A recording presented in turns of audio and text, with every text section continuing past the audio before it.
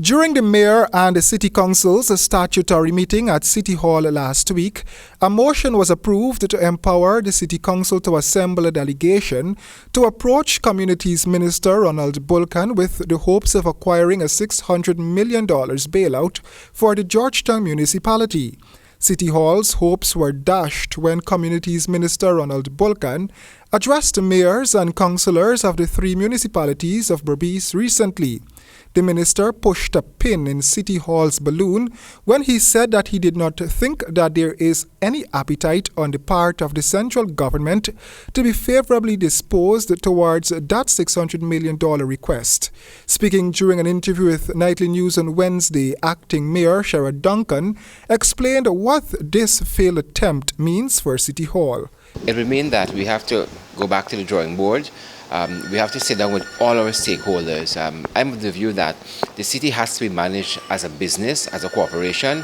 It means that at the end of the day, we have to shoulder the burden of our debt, and we have to balance our budget ultimately and wean ourselves off of the government coffers. I believe this is the way forward for our city. The bailout, according to Mr. Duncan, was needed to pay contractors, city staffers, among others. He explained that those debts have been lingering for the longest while. We at City Hall need to start tightening our belts in lots of areas. If we are cash-strapped entity, it means that we cannot do lots of the things that we have been doing to a certain level, and so we really have to look at cost savings holistically and how do we pay for the kinds of services that our citizenry expects of us over time. But the request from City Hall for a bailout comes just a few months after Town Clerk Royden James boasted of an increase in revenue collection. So why did City Hall still needed a bailout? The Deputy Mayor was asked. I don't have the exact answer to that. I think the substantive Town Clerk is the best person to pose that question to.